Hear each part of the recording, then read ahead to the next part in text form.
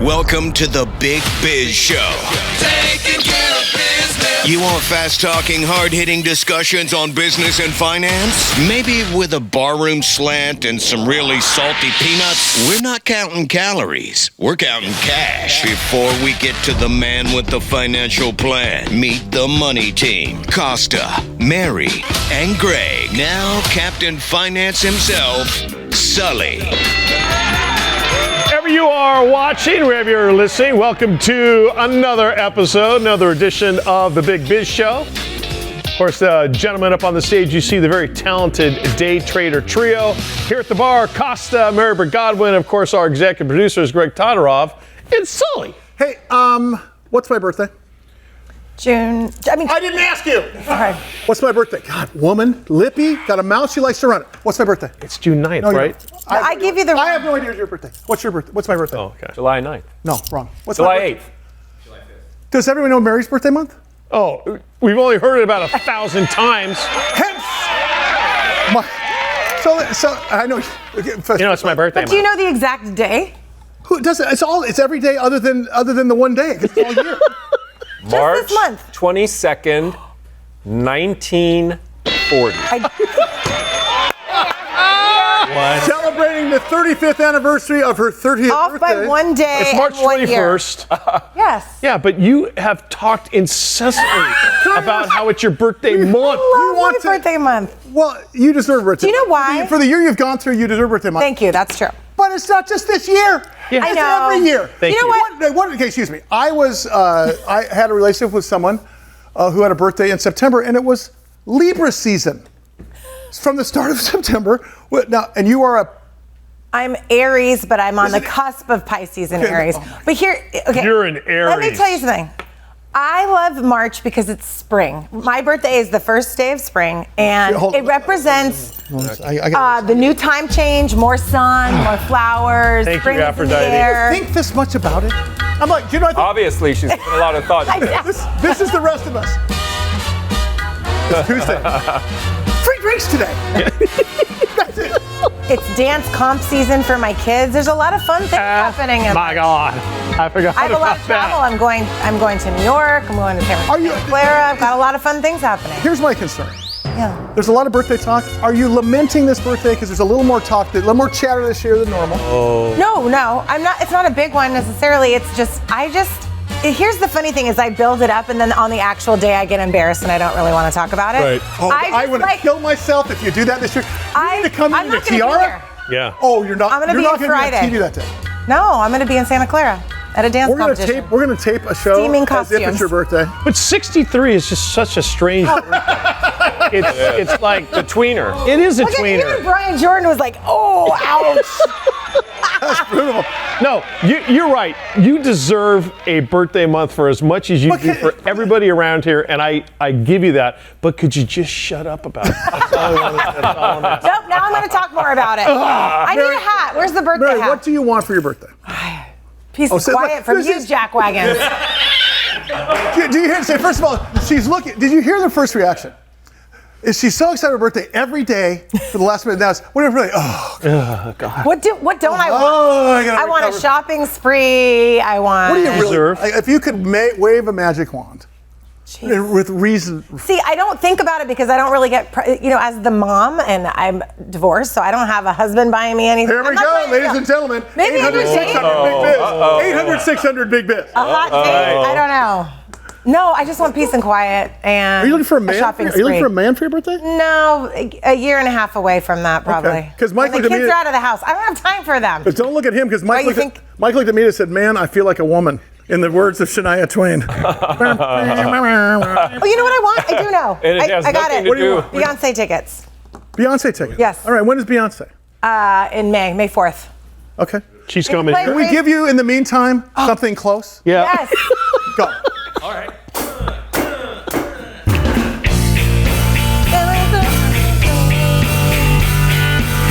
Yeah. Hold on. All right. Hold on.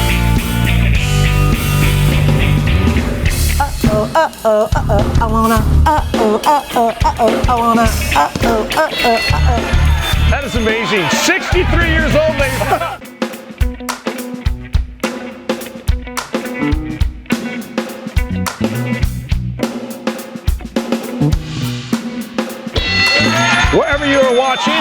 listening.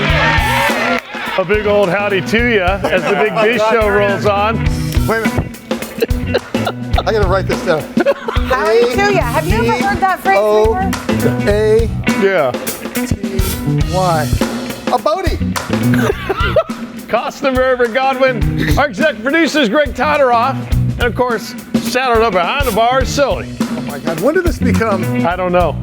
Well, all the great This ones is my have sister/fiance. all the great ones have a sign off. Thank you. A Thank big you. old howdy to Nike you. has a Big old howdy sign to you. And of course, the sign on is welcome to our family stick. Pretty much. 125 million TV homes strong.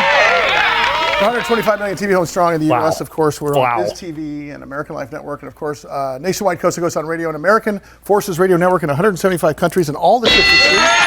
Let's not forget Bloomberg El Financiero, and of course, Bloomberg EU coming up sometime after I retire from television. Who do we got in the air today, buddy? Mr. Dan Yates is the CEO of Endeavor Bank, and of course their ticker symbol is EDVR. And for the record, my family tree is a wreath, not a stick. Okay? I love it. Welcome to the show. Thank you. What's up, Saul? What's going on? There's no branches on that. You know, when Mike texted me, say, hey, I can't come tonight, I'm watching Game of Thongs. I knew that was a problem. Why does this show digress so often? Because he quickly. Because Who is in charge Mike here? hasn't had his Funyuns and Bako bits today. Mary, I apologize. Mary, that's Half a of matter you. of perspective, by the way. Some would say it has progressed.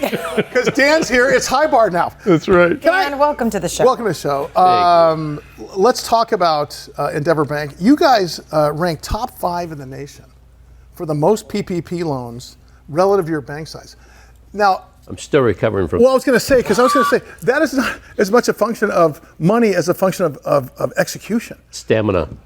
20-hour days. This is like saying to on everybody, week, yeah. Wow. come here for your free money, just fill out an app. Good God. And suddenly, you had regular clients, you had regular underwriting, you had regular investments, you had regular meetings, and then you had a line out all the way to Yuma.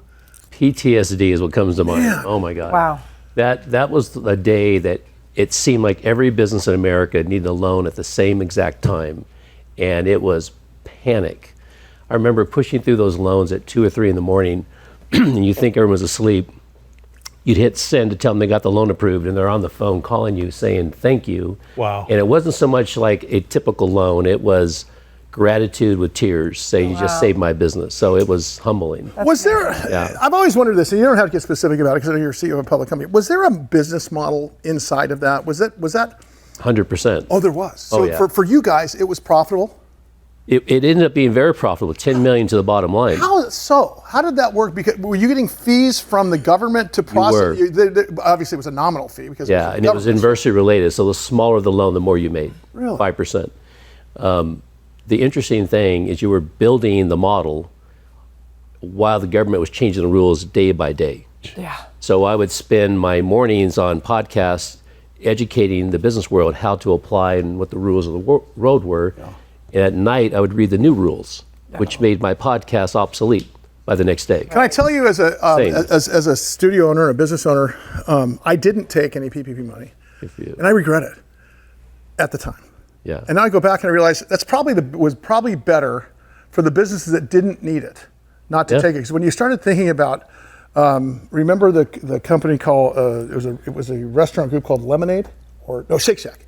Shake Shack took. I do remember. And I remember having businesses try to come on there and talk about it, that they got denied because the allocation for money had been taken by some of the biggest companies that may not have needed it. Right. Now, let's not jump to conclusions. There were some payrolls that had to be met. Some of those companies employ a lot more people than some of these smaller did. But not knowing what you don't know at the time, if you were to change, based on your knowledge now, how it was done, what are the top 3 things you would have changed back then in terms of how the government handled it?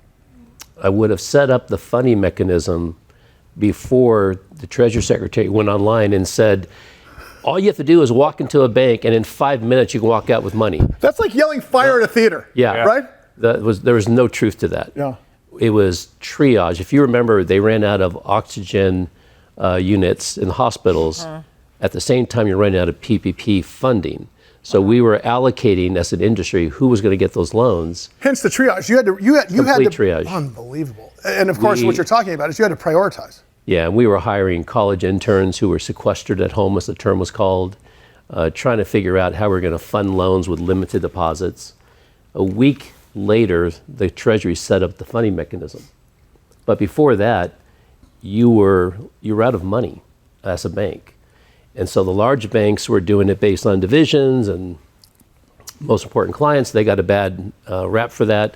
Community banks kind of stepped up. Did they hammer you guys for reserves at that point? Because, at the same time you run out of money, right? There's a double-edged sword for you guys. It was terrible. If you can't fund the loan, you lose the client.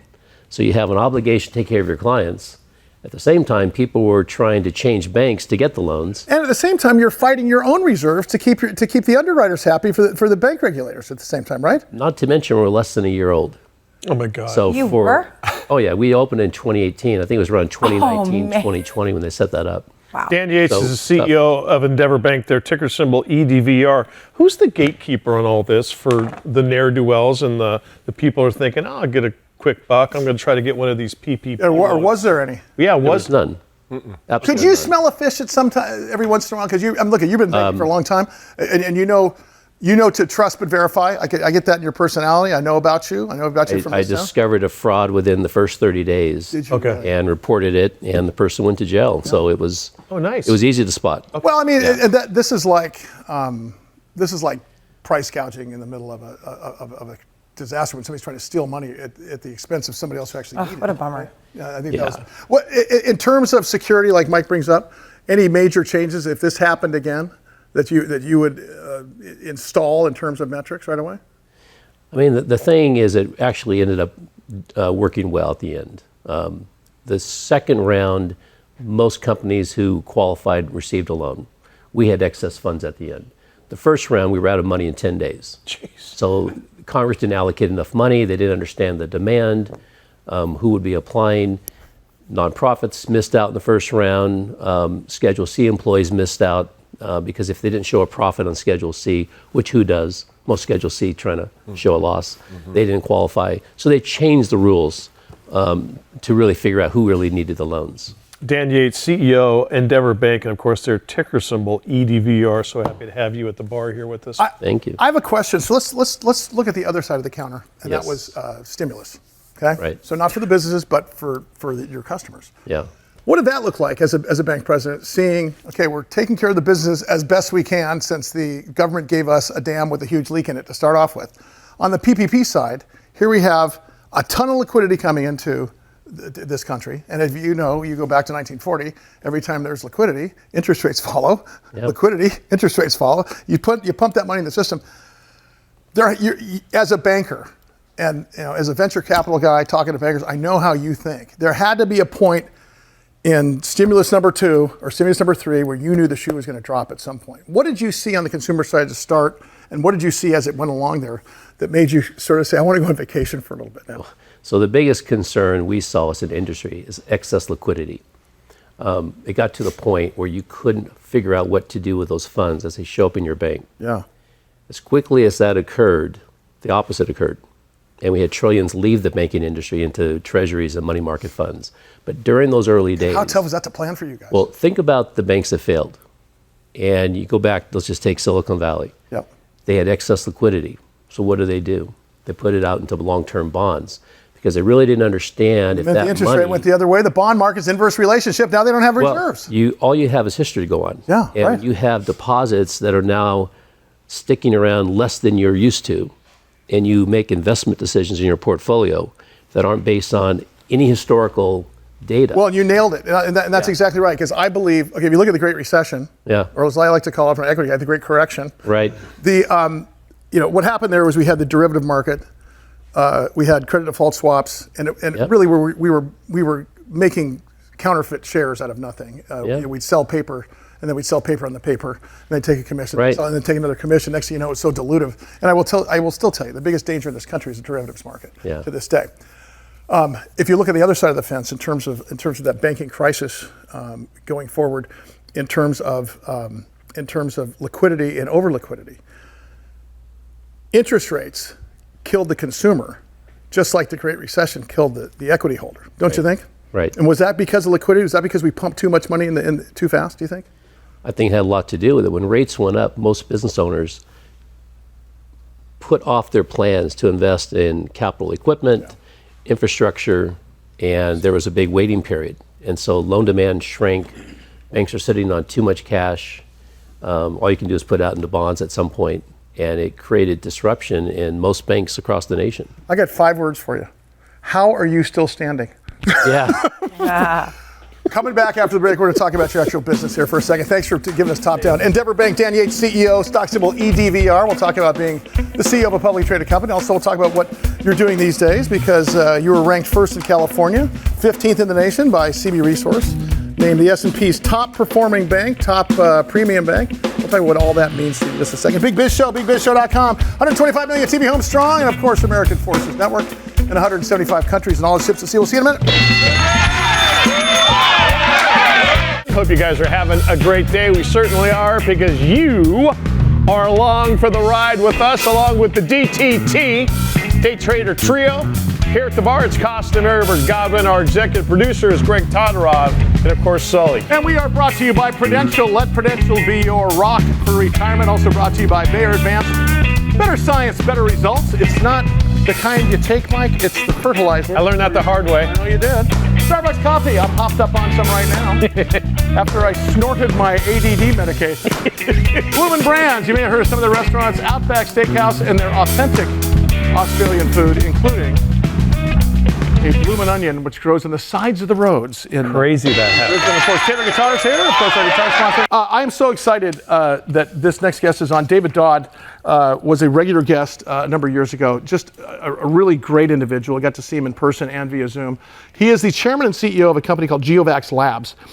They're a clinical stage biotechnology company developing vaccines for some of the world's most threatening infectious diseases. However, they pivoted in a number of ways in serving humanity through innovations in immunology. And I just reached out to him and said, listen, I got a couple emails asking whatever happened to GeoVax. You guys used to have him on the air all the time. I reached out to David. We got to talk. And guess who we have once again on our studios? David, great to see you, man. How are you?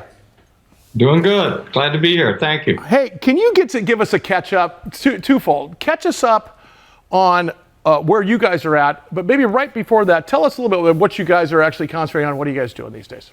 Sure. We're concentrating on 3 key programs, and it's very simple. That's what we spend. That's what our balance sheet is focused on. That's what I'm focused on.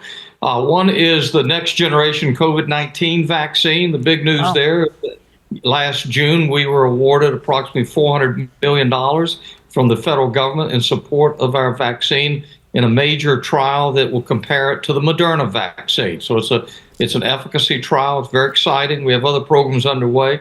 Secondly, we now have, which we didn't have the last time we talked, we have a product, a vaccine advancing on an expedited process that will be the first U.S.-based supplied Mpox or monkeypox vaccine, which also is used to prevent smallpox. Right now, there's a single supplier worldwide.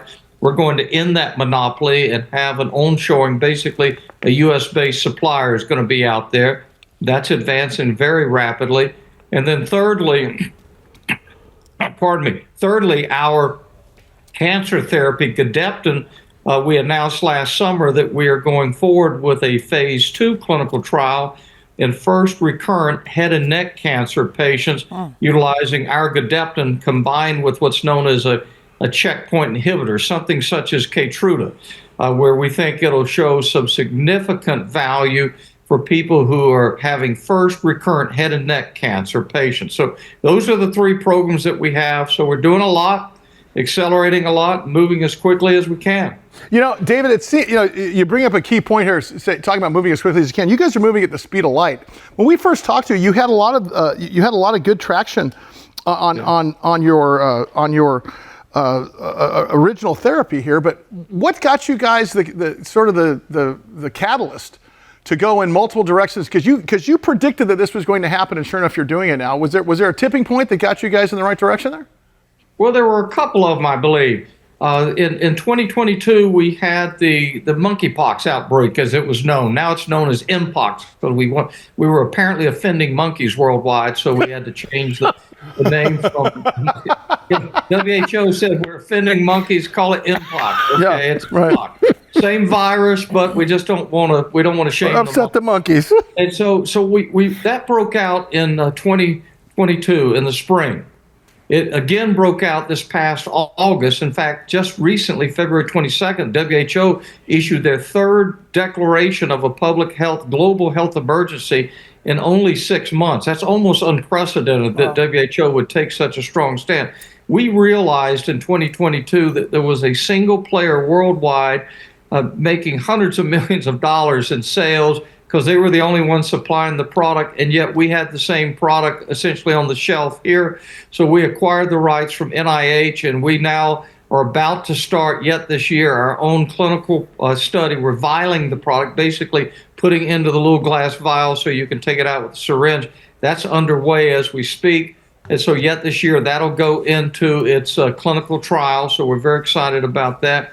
The other thing was in 2023, the White House came out with a program called Project NextGen, recognizing that those first generation COVID-19 vaccines had some very significant limitations. They had to continuously be reconfigured every time there's a new strain or variant. They also don't last long, as we all had talked about in the past. People were having to get another shot every 3 to 6 months. And then finally, populations who have certain blood cancers or kidney disease, basically their bodies are compromised from the immune side. The first generation vaccines don't work for them. Our vaccine was constructed to work specifically for those people. And that led to the award that we announced last June of approximately $400 million for a major trial, a 10,000 patient trial, half of whom will be receiving our vaccine, the other half the Moderna vaccine. So it really pushed things forward. And then we ended up completing what we were doing with Gedeptin, our solid tumor therapy, and we realized that there's a real need in first recurrent head and neck cancer patients, and we can actually improve the type of products that an Opdivo or that a Keytruda, they call checkpoint inhibitors. If you combine those with our product, you'll get a much better performance of those products. And so that's what led us into this focus on these 3 programs. We in essence narrowed it away, so we're not doing anything at this time on the Ebolas or the Marburgs, basically the hemorrhagic fever viruses. Set those aside, set Zika virus aside, and focused, and then we applied our balance sheet to speed things up. So that's what we've done. David Dodd, Chairman, CEO, GeoVax Labs Incorporated. Their ticker symbol is GOVX. David, being part monkey, I thank you for now calling it MPOX. In all seriousness, if we were to have another massive outbreak like COVID, how is GeoVax doing? Are we, as a nation, as a world, are we kind of neck and neck with the new viruses? Are we getting out ahead of them? Well, it's hard to predict because you can't predict a new virus until it emerges. I mean, that's the challenge. Sure. What you can put in place is pandemic preparedness, as it's referred to in the industry and government and all that. And I think we're doing a much better job, regardless of the administration in place. I would say that the new administration is experienced. They were the ones that led Operation Warp Speed. Right. This Project NextGen is the follow-on to that. I think they have come in very well equipped and with readiness to be better prepared, be more flexible. We're looking at a new manufacturing process that will increase the yield by tenfold of what you normally produce out of certain infectious disease vaccines. It will improve, it'll accelerate how many batches you can do in a certain time period. So that's like a compounding feature. And most importantly, we estimate that it'll reduce the cost 5-fold, which means we can then make sure that it's getting to places in Africa and other places that literally in some cases have simply not been able to afford to be able to utilize some of the vaccines. So they were at the end of the line with COVID-19. They should be at the front of the line with Mpox, but they're still at the end of the line there. So we're working very closely with Africa also in that regard. So I think that the industry, public health in general, is better prepared now than certainly everyone was in 2020. New technologies, new manufacturing processes I mentioned are coming forward. So I think now it's a major focus to say you've got to do a better job and don't just kick the can until the next pandemic. Amen. Amen. Yeah. GOVX is the ticker symbol. GeoVax Labs Incorporated. He's their chairman and CEO, Mr. David Dodd. Please do not be such a stranger, David. Dave, we'll see you again very. Loft 100 Studios, The Big Biz Show, and our affiliates and our hosts are not registered investment advisors or broker-dealers. Our show hosts make no commitment that the purchase of securities of companies profiled or otherwise mentioned in our programming are suitable or advisable for any person, or that an investment in such securities will be profitable in general. Given the nature of the company's profile and the lack of an active trading market for the securities, investing is highly speculative and carries a certain high degree of risk. We profile selected publicly traded and privately held companies on our program. Most of these companies that we profile have provided compensation to Loft 100 Studios and its hosts for the profile coverage. From time to time, we sell shares of the companies profiled in the open market that we receive as compensation for coverage of client companies. But never sell stocks if we are speaking about interviewing or covering a public company who has paid compensation. Specific questions on compensation can be obtained by contacting producer@solientgroup.com. Listeners should verify all claims and do their own due diligence before investing in any securities mentioned on this program. Investing in securities is speculative and carries a high degree of risk. We encourage our investors to invest carefully and read the investor information available at the websites on the Securities and Exchange Commission at sec.gov and or the Financial Industry Regulatory Authority, FINRA, at www.finra.org. I like it. In over 175 countries, all the ships at sea on the American Forces Network. As always, to the brave men and women of the United States Armed Forces, thank you for what you do, what you've done for us. That is the Day Trader Trio, otherwise known as the DTT, best in the business. We are here as the Big Biz Show rolls on from the Loft 100 Studios at the bar. Costa, Mary, our executive producer is Greg Todorov, and of course, Sully. I got a question. If you talk about marketing technology, that was not in our lexicon, probably 5 years ago. How do you define marketing technology? And tell us about the business. Tell us what exactly you guys are doing. Yeah, look, maybe not 20 years ago, but I think, if you think about traditional marketing was, hey, we used to buy a newspaper ad, a magazine ad, right? Nowadays, it's all about how technology helps us be focused, laser focused, to get the advertisement to the right end consumer. That's all it is, right? We're just thinking about how do we do that more efficiently? Just like how ChatGPT can help you write a essay for your kids' homework much easier. When you and I talked last week, I think it was, about passive advertising, active advertising. Yeah. Passive advertising when you're driving home, listening to the carpet cleaning commercial. Active advertising, we used to thumb through a magazine. What do we call the current? Because I always thought, radio, king of all media, that listening to the same carpet cleaning ad for 6 months in a row creates recall and recognition, but you can't ever remember the name of the damn thing. But you can remember Winston tastes good. Like it should. Excuse me. Yeah, see? Right there. Like a cigarette should, you jack. That too. It was very close, though. Thanks for killing my analogy. But so is the recall and recognition, which is everything in advertising now, is that based upon frequency? Is it based upon passive, active, or is it based upon the fact that, I remember being on TV 25 years ago saying, what do I need a website for?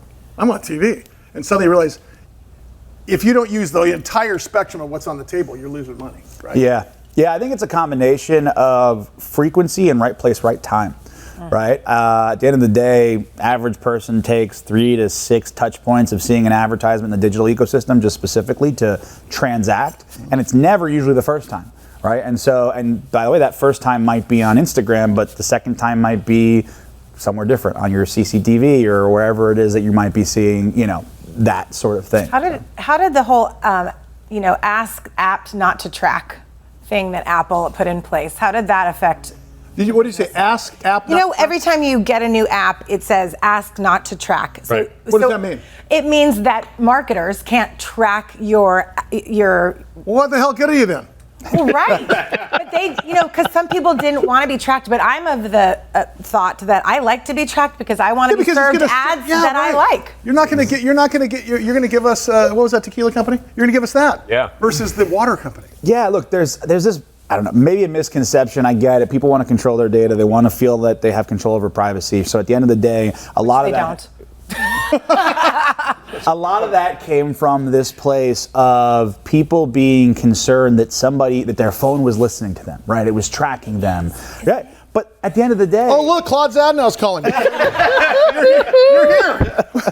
There's an ad for Honor. But like the idea is, it's not that like we know it's any individual person, right? It's the same reason when a TV show you used to have all this data about how many homes and where were the homes. We don't have Nielsen anymore. We don't have Arbitron anymore. Yeah. Do you know what it's about? It's about touch points. Yeah. Right. So you make it. That's a fantastic point.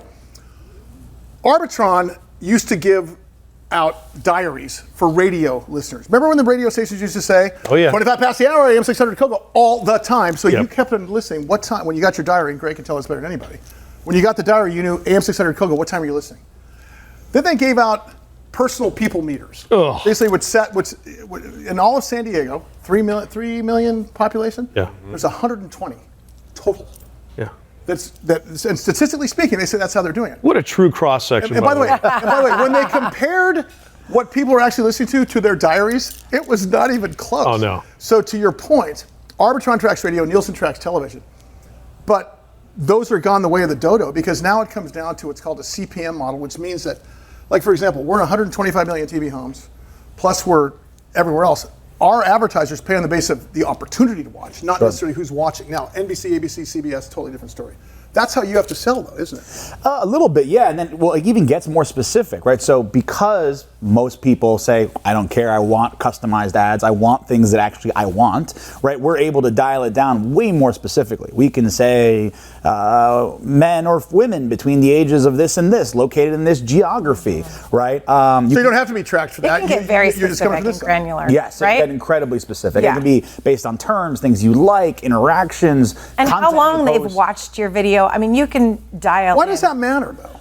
Because you may see like the color, and then you look at it for 2 seconds, but then you bounce before the message has got across, right? So yeah, so it's about data points, right? And the idea is you can kind of take these different data points and start to build cohorts of people that you want to advertise to back to, instead of just machine gunning, hoping somebody sees it and wants to buy your product. You can give the right advertisement to somebody who actually wants to buy your product at the right time. Okay, hey, Jared, our Emmy Award-winning director, Jared Coleman. Jared, can you bring up once again the screen that showed their clientele on the big screen here? I have a question about that, because I saw some brands here like Paso Robles Winery and stuff like that. What I want to know is, so there you go. So you've got a number of brands, some pretty well known up there. Paso Robles Wine Country, for example. Do you dictate to them best practices in terms of who they should reach, or do they tell that to you, or how to describe sort of that relationship you have with clients? Yeah, so Paso Robles Wine Alliance, basically they're, call it a membership organization of all the top wineries, hospitality organizations in Paso, and they want to attract people that want to come visit Paso, right? And so we're targeting people within driving distance, so San Diego, LA, San Francisco, but also, for example, where is there a direct flight to San Luis Obispo County? So maybe we're targeting people in Dallas, right? Oh. Where are the other places that we're able to send advertisements to people that like wine, like hospitality, like good food, and then you're starting to drive. So that's what we're doing for them. You also do income? Yeah, you can, in certain cases, you can obviously, depending on the platform where you're running advertisements, yes. How tight are you with the McAllen people? Hey, so look over to IQST. Yeah. Okay. Different game. So talk about the metrics there versus that's a whole, because you guys have to create a new, you start over every time. What is IQST? Sorry, I don't know. It's a global telecom business. It's a partnership. They're also publicly traded. We have a unique partnership with them because we're both kind of growing public companies. And so we're very, very close with them. We've been involved with them with everything from, even before running an advertisement, how are they telling their story? Because they, not too dissimilar to us, have made a lot of acquisitions. They've bought a lot of different types of businesses, and they're trying to figure out how to communicate that to the world. Plus, they're an international business, so they have offices and team in Europe, the U.S., Central and South America. So for us, we are working with them as a holding company and their individual businesses to kind of build that story and make sure that advertisement gets to the right customer at the right place. For 2025 looks pretty good for you guys. As much as you can talk to us and tell us, what are you looking most forward to for this year? Look, I think for this year, I can talk about what we've announced already, right? We announced a pretty exciting partnership last week with Sam Nazarian's SBE. If you're familiar, they own the Mondrian Hotel, SLS Hotels. They sold to Accord for about $950 million a few years ago, right? Big hotel group, restaurant group, very excited working with them. We also announced an acquisition recently, so it'll be the first. We've been talking about doing acquisitions for a year now. It'll be the first of hopefully many that we'll be talking about that are going to help create more scale and more size to our business, right? The goals for the next 5 years, just more acquisitions. I know you want to uplist to NASDAQ. So Yeah. So the goal is to get the NASDAQ. We want to do that the old-fashioned way by having enough net income and a good business to do it. And so for us, we need scale to do that. And so we're buying businesses to create scale that we can, hopefully leverage as we go. Mm-hmm. Will you come back here every day? Every day. I mean, I could ask you 100,000 questions.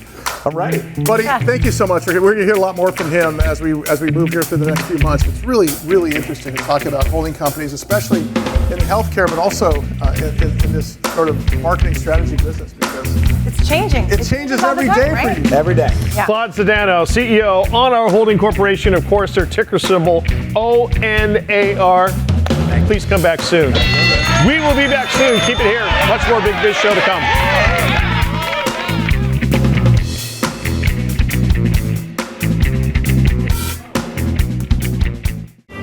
We kind of think we're the best in the business too. Wink, wink. Costa, Mary, Godwin, and Sully. Oh, we got the CEO. And obviously the best in the business.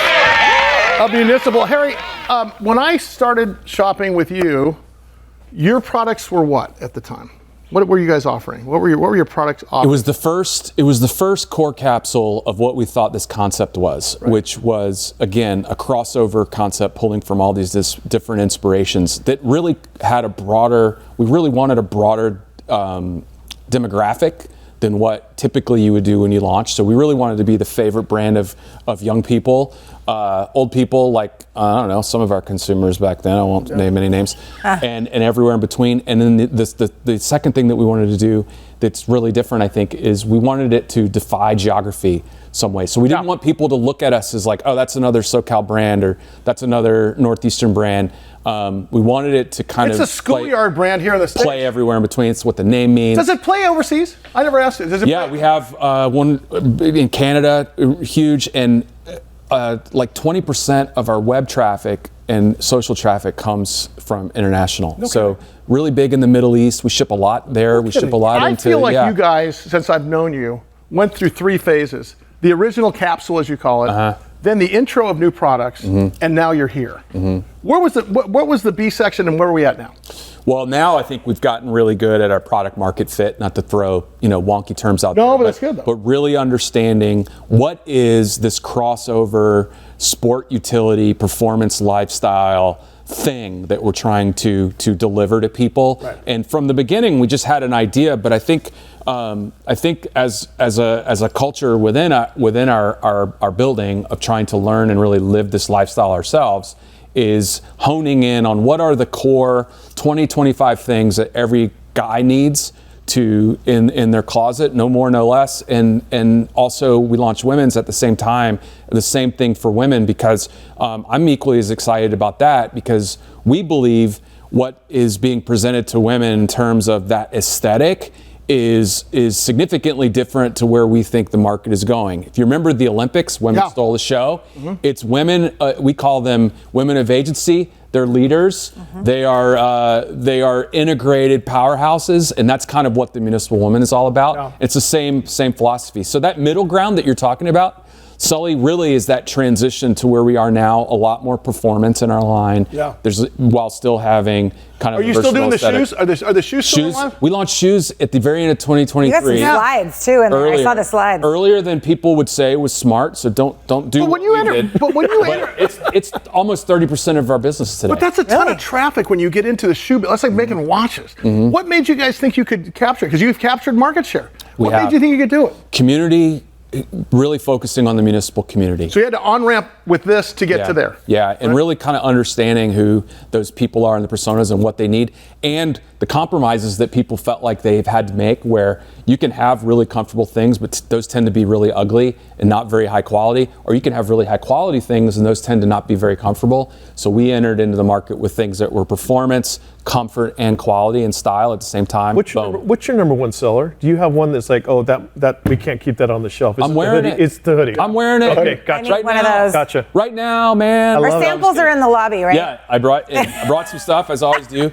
Hoodies, tees, shoes. It's not that complicated. Which is why the success story, right? Yeah. It's not that complicated. Not that complicated. It's funny to me too. I'm going to get on do you have a soapbox back there? Yes, he does, of course. Yours. It was alarming to us how quality and the value proposition in our space had been eroded over years. Over just glitz, over sequence, over honestly. Stuff. Yeah. And so entering into it with just a pretty lunch pail-y philosophy of let's make the highest quality product that people feel like is an incredible value. That doesn't mean cheapest. We're a premium brand. Sure. Yeah. But people are comparing us to luxury brands, and we certainly are more accessible in luxury brand while bringing a lot more quality than what's in our All store. right, can I put you on the spot? Yeah. What? Well, I've Have watched you noticed these two guys almost sound identical now? Yeah, I watched this. Little break. Trust me, I'm sitting I've watched here all this show. day. I watched this show religiously. How is BS in stereo for you? Before I watched him and Rusty Nails, and I watched it religiously before I became a member. I'm going on 5 years now on this wonderful program. It's always great to have you. The door is always open to you. When are we going to get you and Mark in studio together? Oh my God! Let's do it. We've never asked. We've never asked. Okay, hold on a second. Wait, I'll be the he's jerk. the Hold on. man. I'll be the jerk. Stand up. Have I ever? I've never even brought it up before, have I? No. I respected that That's right. That's why because you go. because Need I it. am because the D-bag over here is like, when's more coming in? Don't That's you miss 100% of the shots you don't take? You do. That's The point is, but I'm more interested in the guy with the brand story here because at the very beginning, my connection is with the CEO of the company, who reached out to me, when he didn't have to. I have a question about that. Were you emailing all of your customers or over a certain $300 dollar and up. amount? No, or did you know his name because he was a person in San Diego? No, he didn't know me for Adam. No. We at that time, I was looking at all of the orders. Now I can't. It's too many orders. But I'm still taking cross sections. You were the part like, what have I done? I've given him my career at Callaway, and now I'm starting a business. Sort of. I'm gonna reach out to everyone. Absolutely. But no, I was kind of just looking at cross sections of who was buying what, where they're from, and just trying to engage with what made you attracted to the brand. And then I think I probably followed up later, like what you think. No, we did. We did a couple. Yeah. No, there was a couple, and it was like, I can't believe this. And then I asked him, I said, you got to come in the studio. See, that's an awesome success No, I will story. never forget that because it wasn't as if you were a privately held startup that was selling your cut and sew house samples. Yeah. You guys had already. I mean, listen. You weren't half pregnant at that point. No. You were in, and you were big enough to be able to take the time out to do that. I thought was remarkable. I don't want to let you leave here without talking about the store. Yeah. And now, are there multiple stores now? We have 2 stores, but we have one flagship, which is right here in Oceanside, Southern California. So if you're watching us across the country or listening to us internationally via Bloomberg or American Forces Network, or if you're watching us on television in the U.S., Oceanside is in North San Diego County. Where there's been a huge regentrification. And so that was 4 months ago you opened up that? Yeah, we opened up in November. Our headquarters is right behind the storefront on the Coast Highway. And I think it'll blow your mind. You guys got to come up. It's completely experiential. We want to send a camera crew in there and kind of give you guys really some love. We'd love to do that. And we've got a partnership with the Earth Cafe, which is one of the best luxury I love that premium. place. Yes. Yeah, so we have the Municipal coffee by Earth Cafe. I didn't know Earth Cafe was here in San Diego. Right here in San Diego. Because you know we always went in Venice, right? Oh yeah. Oh my gosh. Oh, yeah. So we have, it is one of the greatest, like before 8 o'clock in the morning if you're in LA with maybe you've been overserved on Thursday. So we have one of those inside. We've got product customization. We have a 2,000 square foot lounge for people just to come in. Our dream really is the next great American company other than Municipal is two people would have met in our lounge and figured it out. So that's great. Yeah, so come see us. That's good stuff. Harry, love it. As always, it's so great to see you. And I just celebrate your success. And I couldn't be more happy for you. I want you to know if Narqual were ever up in the show, it's because I didn't pander. Oh, you. Look at him with the sweatshirt. What's this? I love it. That's not even a Municipal sweatshirt. He just had that printed on before he came here. Actually, no, he's 100% Municipal. We got that off of Temu. Temu. It said Municipal off of Temu. That does it for us, guys. Thanks so much. Thanks for Harry Arnett.